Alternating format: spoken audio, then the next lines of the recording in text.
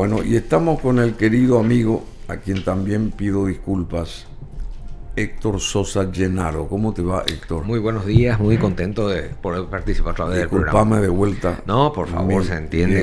Llegada tardía. Muy justificado. Me adormilé. Sí. Me adormilé. Y esperemos que la selección hoy ante Chile no esté dormida, no se presente dormida. Bueno, ¿qué está pasando en Turquía? ¿Qué pasa con Erdogan, que lo están por sacar al parecer? Miles y miles de personas allá en las calles de Estambul. No, y como siempre dijimos, Bruno, Erdogan siempre quiso estar con Dios y con el diablo, ¿verdad? Y ahora ya no se puede hacer eso. Resulta que él estaba jugando con el tema de Siria, por ejemplo. No te olvides que tiene su famoso problema con los kurdos, por ejemplo, que ahora se firmó, por suerte, después de 100 años de lucha encarnizada y persecuciones, firmaron un acuerdo ahora con los kurdos y Siria, ¿verdad? Para dejar un poco de perseguir a los kurdos y darle cierta tranquilidad. No te olvides que los kurdos hace más o menos 500, 600 años estaban ocupando todo lo que sería la zona de Siria, Turquía, toda esa zona. Ellos son ocupantes ancestrales de esa zona. Bueno, ahora con respecto a lo que estás diciendo, justamente es la disconformidad del pueblo turco con ya el desempeño de Erdogan. Porque, como te digo, él siempre es quiere estar con Dios y con el diablo, y eso no se puede, y menos todavía ahora. Es momento de que se tomen posturas, y él coquetea con Putin y coquetea también con Occidente. Entonces, ese tipo de cosas, además de un manejo un poco dictatorial de Turquía, porque él es ahí el emperador supremo, porque eso es así. Entonces, Turquía ya se está cansando, y estamos hablando de un pueblo que no es sumiso, un pueblo que al contrario es un pueblo guerrero. El pueblo turco es guerrero, tienen un ejército brutal. Sí. ¿Verdad? Entonces, es delicada la situación, es delicada. Bueno, hay mucha tensión y elevadas medidas de seguridad en Turquía tras la detención del líder opositor, porque este líder creo que tiene más fortaleza por parte de la ciudadanía que el propio Erdogan, ¿verdad? Es lo que estamos hablando. Que hace muchos años está ahí. Así es. Y está gobernando en el palacio más grande del mundo, al parecer, porque se construyó el palacio más grande del mundo en Ankara, o a las afueras de Ankara. Ankara es la capital de Turquía. Erdogan, bueno, un fuerte dispositivo de seguridad rodea hoy jueves el cuartel general de la policía turca en Estambul, donde está detenido desde ayer el alcalde socialdemócrata de la ciudad, Ekrem İmamoğlu, creo que así se pronuncia, que se postulaba como rival en las elecciones presidenciales del actual jefe de Estado, es el islamista Recep Tayyip Erdogan, que estuvo alguna vez por Asunción en el gobierno de Aldo Benítez, creo que vino acá Erdogan con sendos aviones gigantescos. No sé si vino expresamente o hizo una gira por países acá cercanos y recaló en Asunción. Bueno, en fin, simplemente se está levantando la gente. La gente ya no espera, no aguanta más nomás así, ¿verdad? Porque hay mucha convulsa en el mundo. Sí. Se mueve el mundo. Sí. En todos los aspectos. Se quiere una mano segura, ¿verdad? Sí. Pero no en un extremo como ocurrió con Erdogan. Y Erdogan, como decimos, estamos con una especie de dictadura hace más de 30 años. Él hace lo que quiere. Esta es una medida. 30 años ya. Pues, sí. Fácil. ¿Te parece? Sí. Por lo menos unos 15 y algo, ¿verdad? Más su influencia política que siempre tuvo. Y como te digo, esos apoyos de Rusia sobre todo. Por eso digo, él tiene una mezcla de apoyo entre Estados Unidos, porque ya ni siquiera nombremos a Europa, y Putin a nivel de Rusia. ¿Por qué? Porque eso, inclusive después quería tocar luego ese tema. No te olvides que él tiene las llaves del paso del Mar Negro. en los estrechos de Bósforo y de Dardanelos. ¿Recuerdas que una vez estuvimos hablando? ¿Verdad? No te olvides que el tipo tiene la llave de la casa, ¿verdad? Porque hicimos mucho énfasis en esos puntos. Ya tocamos eso y justamente habíamos destacado eso de la importancia que tiene Turquía en la zona. Además, como te digo, un ejército espectacular, o sea, tiene un ejército de primer nivel. O sea, ellos siempre optaron por un armamentismo y por un estado de capacidad militar espectacular. A ellos no les falta armamento, tienen una capacidad militar espectacular, están entrenados, no tipo Rusia, ¿verdad? Que ahora nos dimos cuenta que su ejército era un blef, ¿verdad? Todo bien, inclusive sus armamentos estaban todos en desuso. ¿Entendés? Entonces, pero este no, este está al pie del cañón, este está afiladísimo, ¿verdad? Bueno, Erdogan, Recep Tayyip Erdogan, ¿quién es? Él nació en 1954, tiene 70 años, es un político turco que es el 12º y actual presidente de Turquía desde el 2014. 2014 es. Pero antes él ya tenía mucha influencia en el Congreso y compañía. Y anteriormente se desempeñó como el 25º primer ministro entre el 2003 y 2014 como parte del Partido de Justicia y Desarrollo que cofundó en el 2001, hace 25 años. También se desempeñó como alcalde de Estambul entre 1994 y en 1998. Tenías razón. Sí. Erdogan nació en Beyaglu, Istambul, cerca de Istambul, y estudió en la Academia Aksaray de Ciencias Económicas y Comerciales antes de trabajar como consultor y alto directivo en el sector privado. Participó también activamente en la política local y fue elegido presidente del distrito de Beyaglu del Partido de Bienestar en 1984 y presidente de Estambul en 1985 tras las elecciones locales de 1994. Erdogan fue elegido alcalde también de Estambul. Bueno, y así sucesivamente, bueno, evidentemente tiene una trayectoria, no tiene una pasantía por la política de mucho tiempo. Pues sí, de influencia, como te digo. Fíjate todos los cargos que fue, por eso te digo, está en el poder de hace fácilmente 30, fíjate el 84, sí, o sea, más 40 y algo, ¿verdad? Nosotros que somos de la época, entonces... Bueno, ¿y cómo va, digamos, y cómo se va a desarrollar eso? Porque es cierto lo que vos decís, tiene la llave ahí del Bósforo. Sí, sí. Y yo creo que... toda esa zona de... No estoy descartando... mucha influencia. Sí. Ojo, no estoy descartando una mano ahí de Rusia para desestabilizar, porque estaba últimamente muy a favor de Trump, como te digo, firmó esos acuerdos con los kurdos, que no estaba previsto eso, ni por yo creo que el nuevo gobierno sirio también ahí colaboró bastante porque ahí tenemos, perdón, en ese mapa se muestra el Mar Negro. Sí, ahí está. El mar de Mármara. De Mármara. Exacto. Y ese estrecho es... Ahí está, esa parte donde está la flechita, más arriba está el Bósforo y después está el Dardanelo. Tenemos, creo que, una 50 kilómetros de largo. Sí, tiene fíjate que está el Mar Negro ahí y viste ese canalcito. Sí, ¿verdad? Sí, Por ese canal salen todos los navíos del Mar Negro.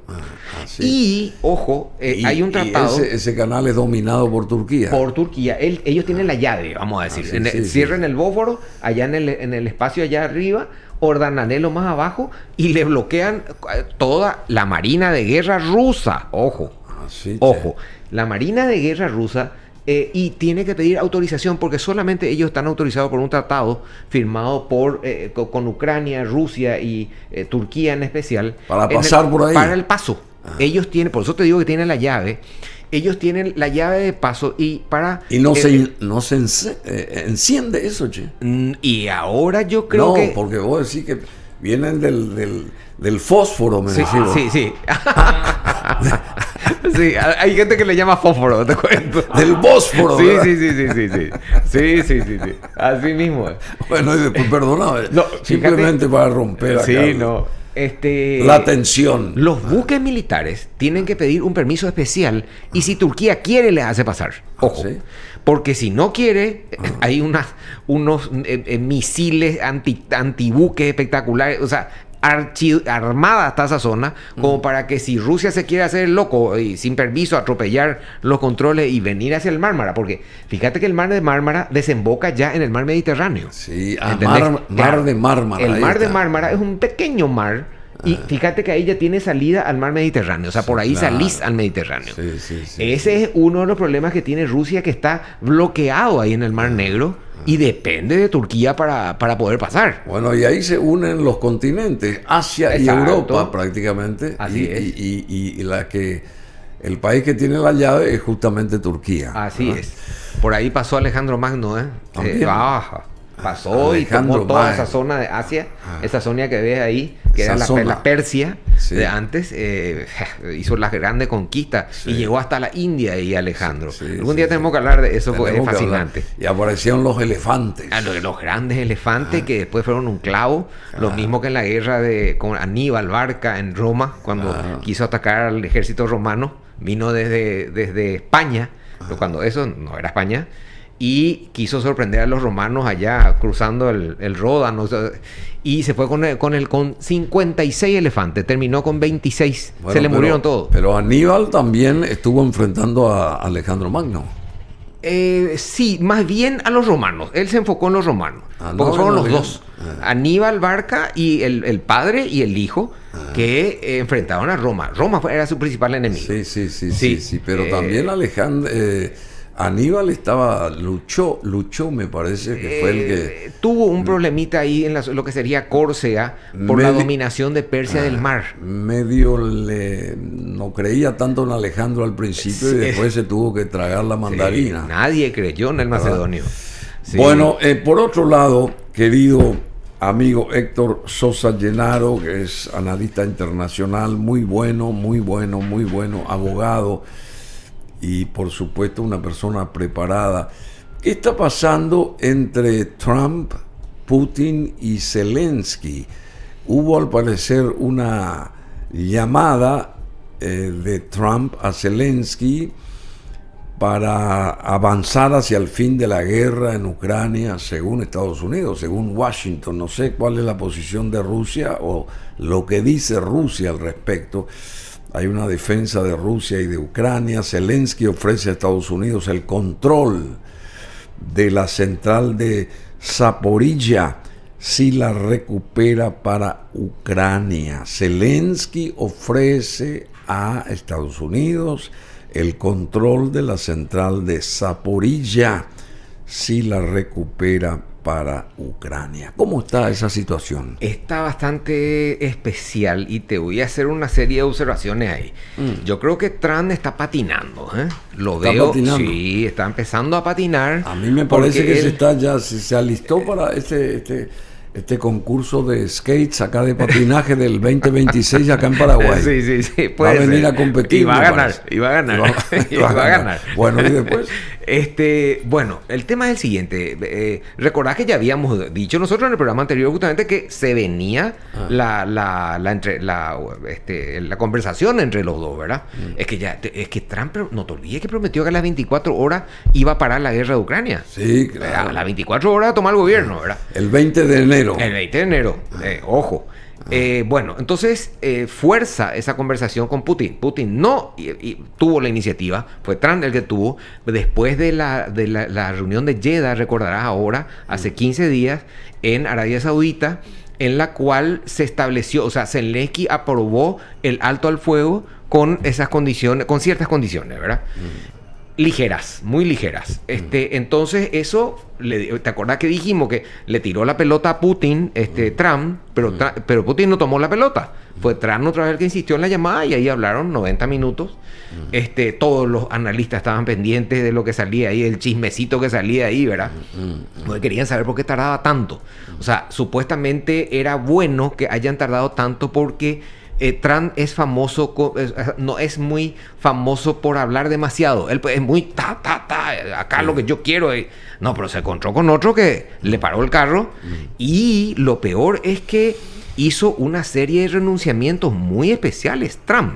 ¿Verdad? Acá se suponía que él era el que tenía que imponerle a Rusia, pero resulta que hay está haciendo todo lo que le pide Putin, ¿verdad? Por ejemplo, descartar... Esto que aparece en pantalla sucedió ayer. Rusia atacó con personal y equipamiento militar Kharkov. Sí, Kharkov. Sí. Bueno, ¿por qué está pasando eso? Porque ambas partes están tratando de posicionarse lo mayor posible para después, justamente lo que te iba a comentar, quedarse con el territorio, en el caso ruso, ¿verdad? Porque Ucrania está perdiendo muchísimo, perdió Kursk, por ejemplo, ¿verdad? Esa avanzada que tenía en Kursk al norte, perdió porque no tiene la asistencia militar y la inteligencia norteamericana. No te olvides que Norteamérica le asiste con satélites y de acuerdo a eso vos podés planificar perfectamente tu campo operativo en el campo de batalla a través de la información que recibía de satélite. Se le cortó esa información.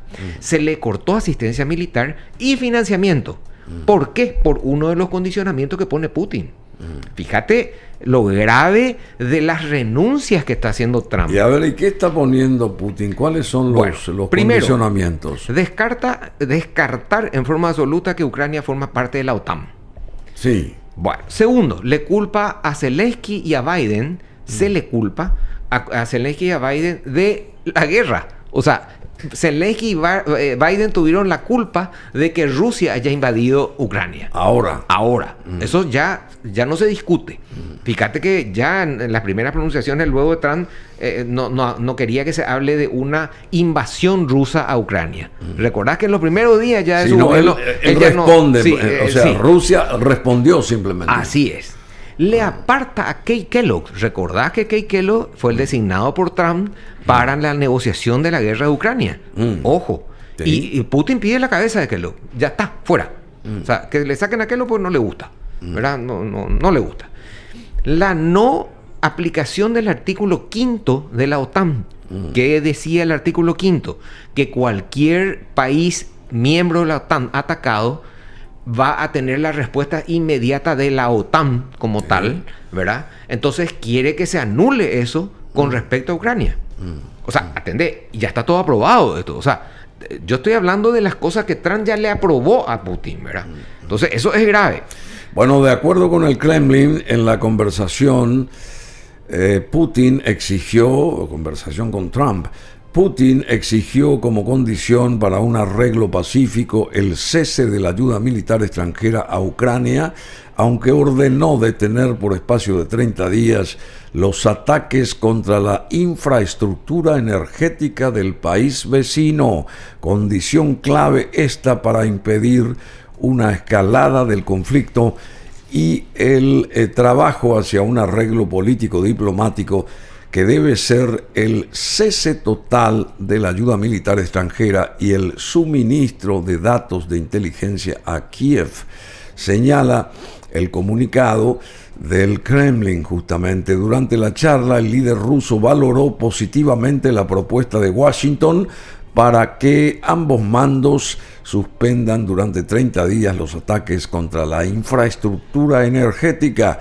Según el Kremlin, Putin se pronunció a favor de una solución pacífica al conflicto y dispuesto a trabajar conjuntamente con Estados Unidos en la búsqueda de posibles vías de arreglo que deben tener un carácter integral, sólido y duradero.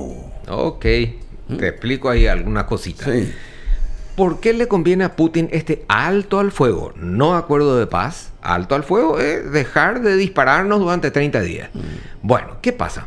Resulta que ya habíamos hablado también de eso, que Ucrania estaba atacando sistemáticamente las refinerías y las procesadoras de petróleo de Rusia, y están afectadas en un 10% las refinerías. Sí. Las refinerías que producen el petróleo con el que Rusia se hace de dinero, ¿verdad? Eso está golpeando fuertemente a la economía rusa. Entonces pide un alto al fuego para entiendo yo, y no estoy seguro, eso, rodear y poner unas defensas alrededor tener tiempo para reforzar. Ganar tiempo para reforzar militarmente esa refinería, ¿verdad? Porque como te digo, están en su 10% afectada y eso es mucha plata para Putin en este momento. Segundo, resulta que a Putin no le preocupa este alto al fuego de ahora porque está terminando el invierno en Ucrania. Sí. Claro, entonces, ¿qué es lo que él hace? Él le da con toda Ucrania en el otoño e invierno para que no tenga luz y que no tenga gas para calefacción. ¿Entendés? Que es, vos sabés que los inviernos allá son terribles, ¿verdad? ¿Te acordás al principio de la guerra que se desesperaban porque Putin estaba atacando las centrales? Así fue como Alemania no llegó a Moscú debido al frío allá en la Segunda Guerra, ¿verdad? Claro, y a Napoleón le pasó lo mismo. El invierno truncó tal posibilidad. Le fundió, o sea, ya tenía que haber aprendido Napoleón, le dijeron los generales a Hitler, eso en su momento, y no escuchó. Bueno, entonces, ¿qué pasa? Les conviene este alto al fuego porque no gana nada y no le tortura a Ucrania, pero fíjate como acabas de ver, siguen avanzando hasta ahora. O sea, ¿por qué siguen avanzando? Porque, y esa va a ser una de las renuncias que hace Zelensky, que no le va a aceptar a Rusia la cesión de tierras ocupadas en guerra, ¿verdad? Eso, Ucrania se está manteniendo en eso. Claro. Todos esos avances territoriales rusos van a ser hasta donde llegue, ¿verdad? Ojo. Entonces, otra cosa que consigue... Perdóname, pero ¿y si ya ocupó esas tierras Rusia? Sí. En estos 3 años de guerra, porque hace 3 años que están... Sí. ¿Y qué pasa? Rusia jamás va a retroceder ni les va a devolver esas tierras ya ocupadas, digo. Totalmente. ¿Y después? ¿Entendés? Y bueno, es lo que todos los analistas estamos diciendo, que eso, Rusia no te va a retroceder. Es más, ella está hablando de que no solo eso. Iba al Mar Negro y te contesto ahí con eso tu pregunta. Fíjate que pide el alto al fuego, especialmente en el Mar Negro. Por lo que alto al fuego. Por lo que dijimos ahí. Exacto. Por lo que estamos explicando ahí, ¿verdad? ¿Por qué? Porque su armada, ya hablamos, eso que tiene en Sebastopol, en Crimea, en la punta izquierda, vamos a decir, hacia abajo de Crimea. Ahí tiene están todas las naves rusas. Las naves rusas atacadas en su flota por Ucrania y que le causó un gran daño. Recordás que hablamos de los drones submarinos y drones aéreos que le hicieron, pero grandes destrozos a la armada rusa en la zona. Sí. Que tienen problemas para reabastecer esa base porque no tienen por dónde venir, ¿verdad? Tienen que entrar volviendo por los estrechos de Dardanelo, tiene que dar toda la vuelta, Mar de Mármara. Sí. Exacto. Y entrar por ahí para alimentar nuevamente Sebastopol.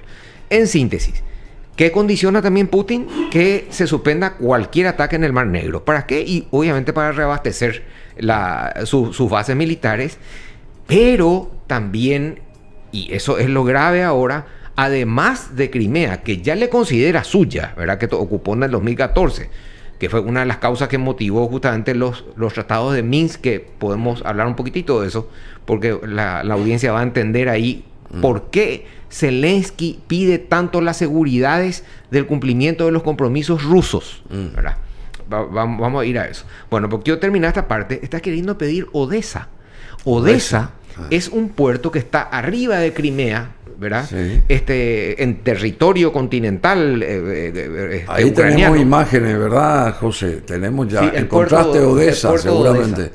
¿Y después qué más? Bueno, ese puerto de Odessa es un puerto vital para Ucrania porque sabes que Ucrania es un gran productor de soja en el mundo. Y obviamente el transporte más barato es el barco, ¿verdad? Obviamente no va a llevar soja por avión y no vas a llevar soja en camión, ¿verdad? O en trenes. O en trenes, ¿verdad? Sí. No, y que tampoco hay sistemas de comunicación. Sin embargo, Ucrania sacaba toda su soja y otros productos muy importantes, porque es como un granero muy importante Ucrania de Europa. Famoso. Sí. Granero de Europa. Es un granero de Europa.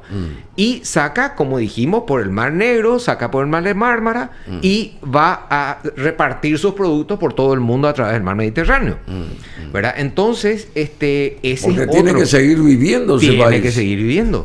Pero ahora Rusia le pide Odessa. A pesar de la guerra. Sí, eso es gravísimo. Y si le pido Odessa, ¿qué significa Bueno. pedir Odessa? Bueno, pedir Odessa significa sacarle los pies y las manos a Ucrania.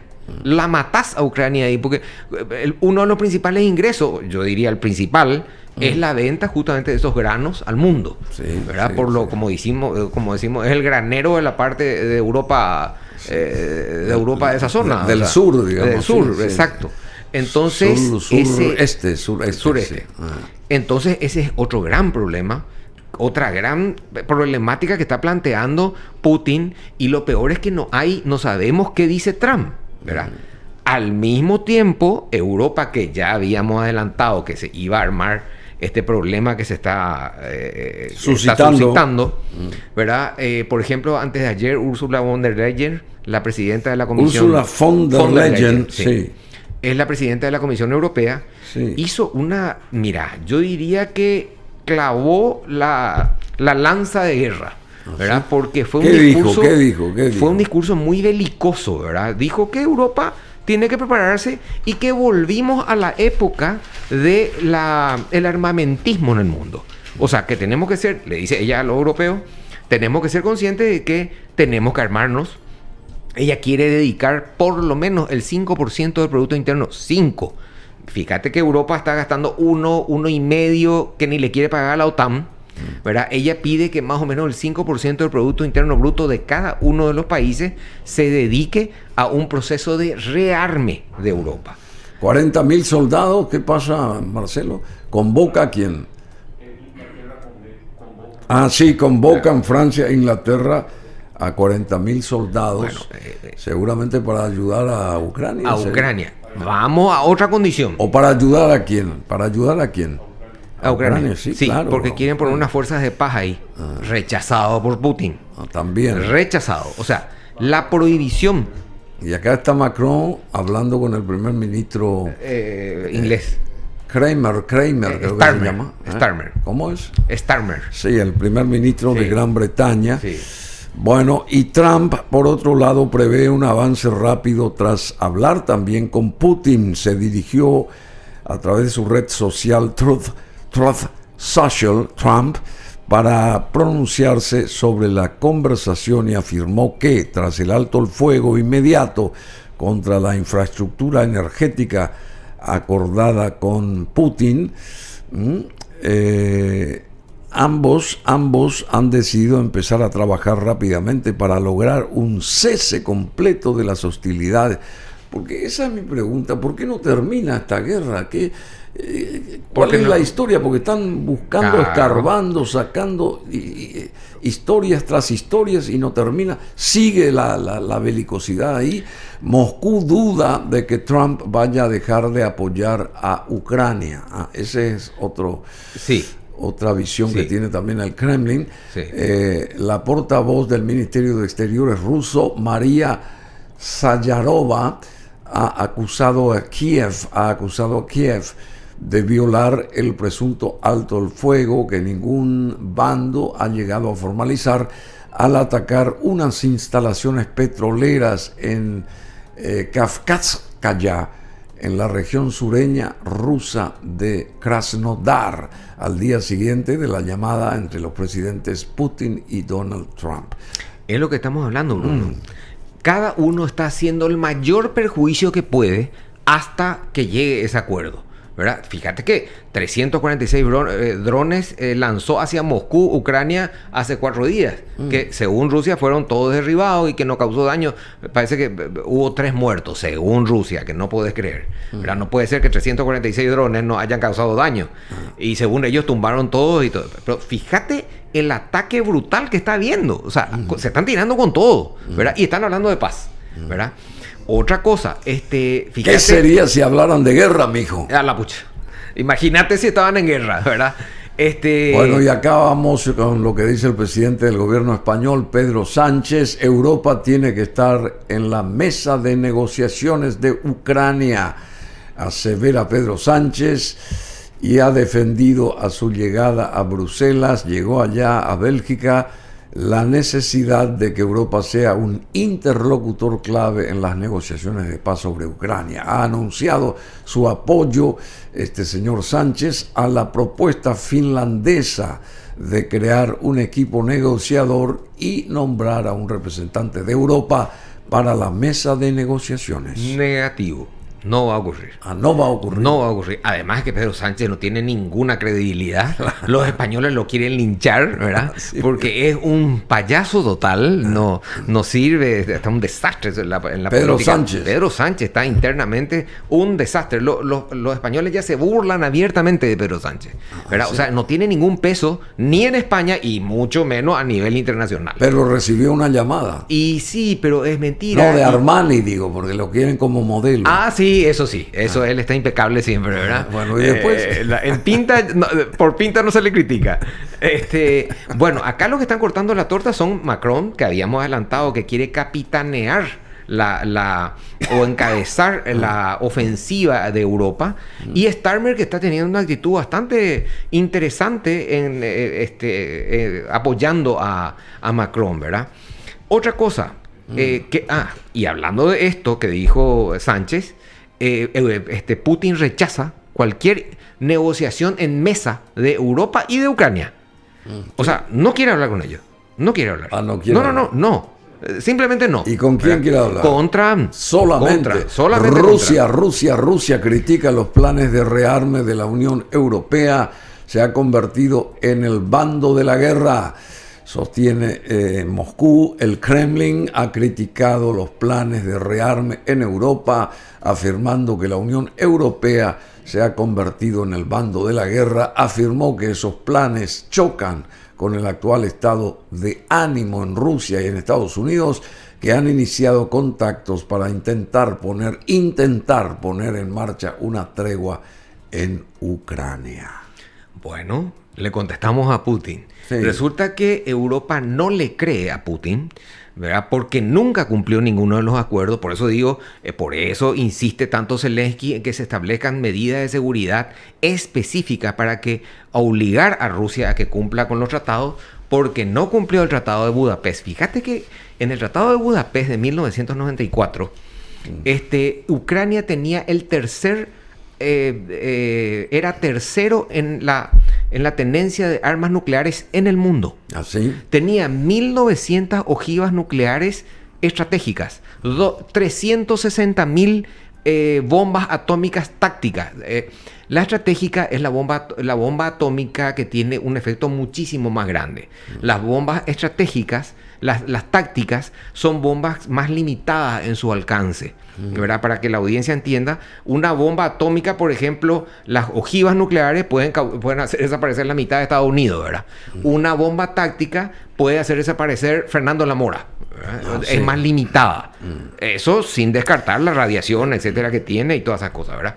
Fíjate que Ucrania en el 94, para que se le respete y se respete sus límites y la independencia de Ucrania, que Rusia se comprometió a respetar, entregó a Rusia graciosamente nada menos que ya te digo, la tercer fuerza nuclear más grande del mundo le entregó a Rusia. Y así todo Rusia invade, ¿verdad?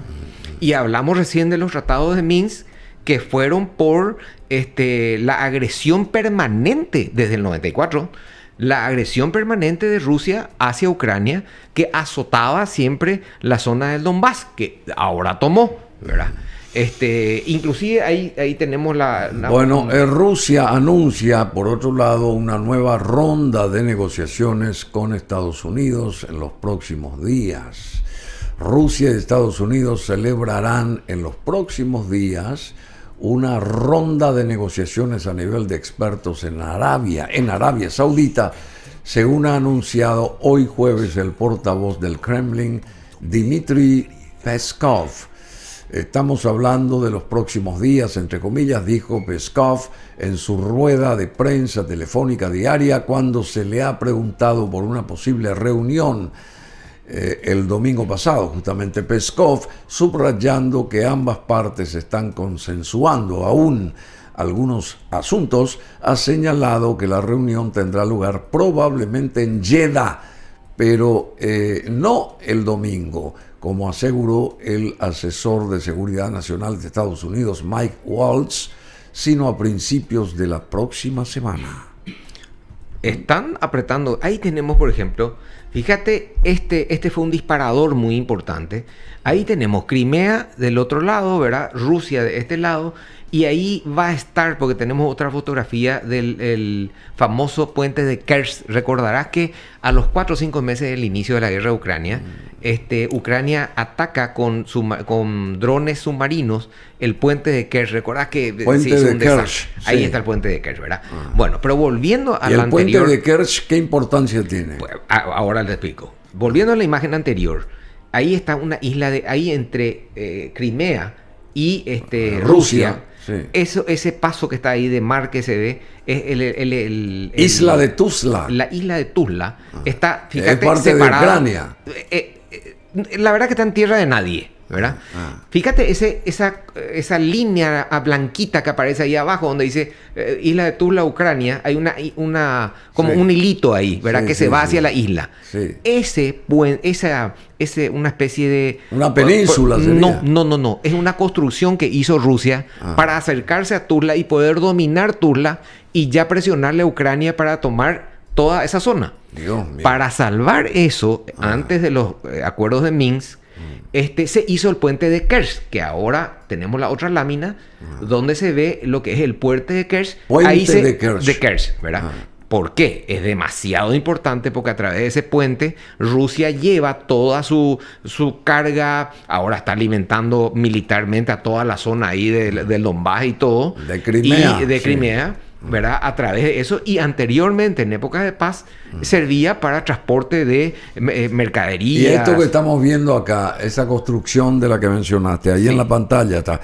Eso se hizo. ¿Cuándo se hizo eso? ¿Cuándo se construyó eso? Eso se hizo antes de los acuerdos de Minsk, antes del 2014. En junio más o menos del 2014 fue que venía haciendo eso Rusia como un posicionamiento para tomar la isla de Tuzla. Es lo que hace ahora China, de eso ya tenemos que hablar, después ya se viene el problema chino con Taiwán. Es lo que está haciendo China ahora, que crea bases navales en están rodeando a Taiwán, ¿verdad? Están la creando isla bases, de Taiwán, sí. Están creando bases artificiales donde establecen unidades militares y le están rodeando a los países de la zona, no solamente a Taiwán, porque ellos reclaman luego el mar del sur de China, que ellos le llaman mar del sur de China. Pero bueno, volviendo a esto, entonces eso fue subsanado. Esto es un show que te cuento que esto se viene de nunca acabar. Pero ¿cuál es la reacción de Ucrania con todo esto? Bueno, Ucrania... ¿Cuál es la reacción? Sí, Ucrania, buena pregunta, descarta el estatus de neutralidad, porque Putin exige que Ucrania sea una especie de Suiza, ¿verdad? Que se declare neutral. Ella no tiene que meterse en nada. Obviamente, olvídate de la Unión Europea, olvídate de la OTAN, olvídate de tus soldados, ¿verdad? Porque tenemos que tener en cuenta que ahora Ucrania es codiciada por el nivel militar de sus soldados, ¿verdad? Entre paréntesis, y por sus fábricas militares. Vos sabés que ahora está fabricando el 50% de las armas y municiones que se usan en el frente de batalla. Está fabricando Ucrania. No recibe ayuda, ¿verdad? Y eso a Rusia le preocupa muchísimo, ¿verdad? Y está produciendo 40 millones de drones por año. Así 40 millones de drones por año.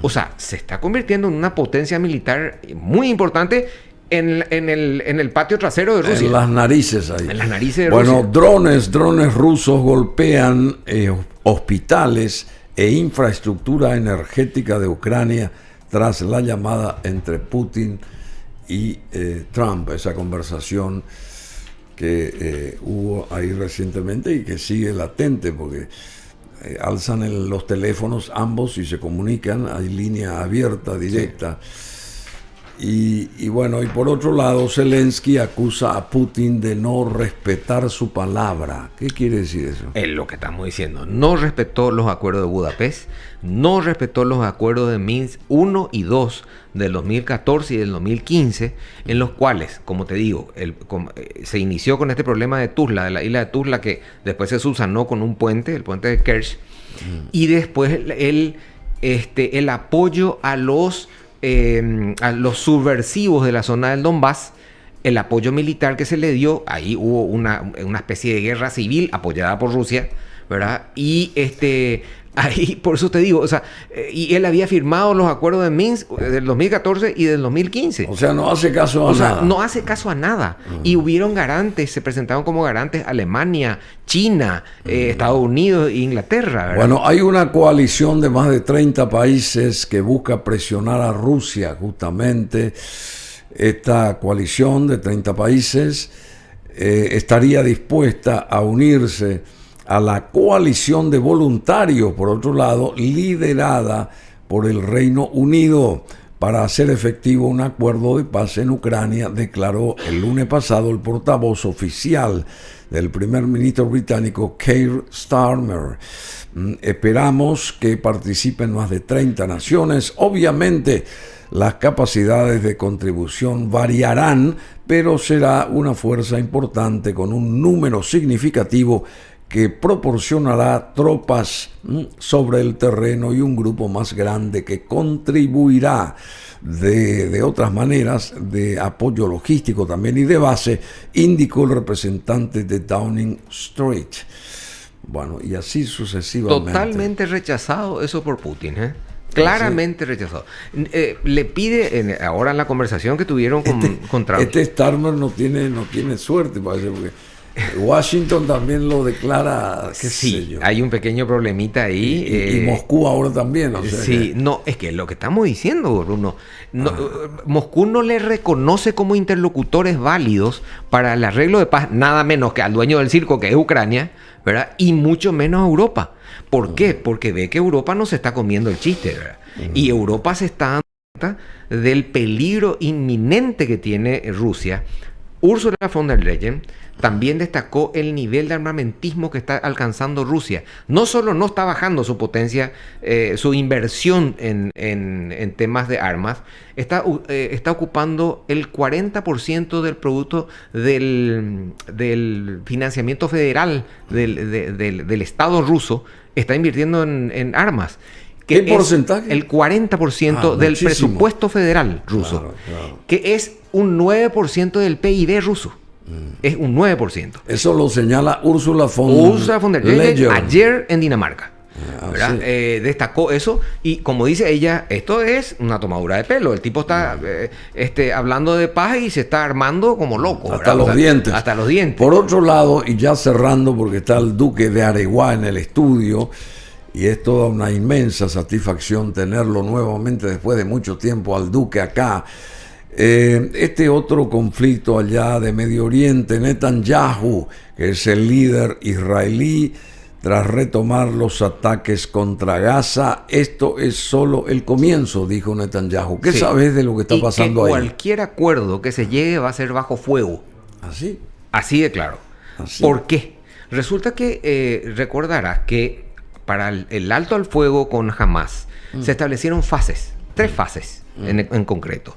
La primera fase sería la devolución de Hamas, 251 secuestrados hubo, para recordarle eso a la audiencia, 251 secuestrados del 7 de octubre cuando Hamas ataca a Israel, ¿verdad? Bueno, ¿qué pasa? En la primera fase tenía que Hamas devolver 63 secuestrados, ¿verdad? Eso envió el primer fin de semana, el 19 de enero tenía que empezar a implementarse y tenía que durar 6 semanas la fase 1. Sí. O sea, 6 semanas desde el 19 de enero. Perfecto, la primera semana devuelve 3 secuestrados, la segunda semana 6. En síntesis devolvieron 25 secuestrados y 8 muertos. Entre paréntesis, los últimos 3 muertitos que hubo no eran los secuestrados y le pusieron cualquier cosa ahí, ¿verdad? Y eso descubrieron y eso le pero estalló el pueblo de Israel, porque es ofensivísimo, ¿entendés? Imagínate, yo te devuelvo como muertos secuestrados y te pongo cualquier muerto que conseguí por ahí, ¿verdad? Gato por liebre. Se vendió gato por liebre, ¿verdad? Bueno, y a partir de ahora las negociaciones solo tendrán lugar bajo fuego. Esto lo afirmó y sentenció Benjamin Netanyahu tras retomar los ataques contra Gaza. Exacto. ¿Es así? Por incumplimiento. Resulta que teníamos que terminar la fase 12, la fase 1, ¿verdad? Con estas condiciones que te digo. Y ahí, si jamás devolvía los 63 secuestrados, Israel se comprometía a retirar sus fuerzas de las calles y de del centro propiamente de la ciudad, ¿verdad? Y iniciar ya propiamente el proceso. La fase 2, que tendría que iniciarse ahora, que ya no se inició porque no entregaron los 63 secuestrados, ya iba a ser más importante porque Israel ya se comprometía solamente a fortalecer, vamos a dejar fuerzas en lo que ellos llaman los amortiguadores militares en la zona norte y en la zona sur, ¿verdad? Allá en Egipto, hacia Egipto y hacia la zona norte de Gaza, ¿verdad? Esto ya no se llevó a cabo porque ya... ¿por qué? Porque ahora justamente Netanyahu ordena este ataque masivo por el incumplimiento ya de Hamás, ¿verdad? Y por eso que, como te digo, al pueblo de Israel eso golpeó mucho que se haya enviado unos muertos que no eran muertos de Israel, ¿verdad? Entonces eso fue muy, muy grave y eso motivó a que Netanyahu haga este ataque. Al mismo tiempo, ahora se están dando hoy, empezaron protestas muy grandes del pueblo de Israel porque dicen que Netanyahu con estos ataques que está haciendo va a impedir que se devuelvan todos los secuestrados, ¿verdad? Entonces hay un problema, otra vez está teniendo un problema interno ahí, un problema político interno, porque le critican a Netanyahu de que está haciendo nuevamente estos ataques y que van a morir los secuestrados, ¿verdad? Bueno, en todas partes se cuecen habas, realmente tenemos que continuar con el querido Héctor Sosa Llenaro hablando y hurgando mucho más sobre cómo se mueve el mundo políticamente y eso afecta a la economía o viceversa, porque acá el dólar, por ejemplo, está subiendo de manera estrepitosa y bueno, no sé si también la economía se ve atacada o averiada por este asunto de la guerra o de las guerras, de los conflictos en distintas partes del planeta, en fin. Bueno, muchísimas gracias, querido Héctor Sosa Llenaro. Un placer como siempre y con mucho gusto participar en el programa. No, muy interesante siempre todo lo que vos estás señalando y vamos a también historiar, porque no solamente el presente es historia, sino también aquellos años de historia marcan lo del presente hoy. Hay que saber exactamente cómo fueron aquellas épocas donde también la belicosidad estuvo presente, ¿verdad? Totalmente. De manera increíble.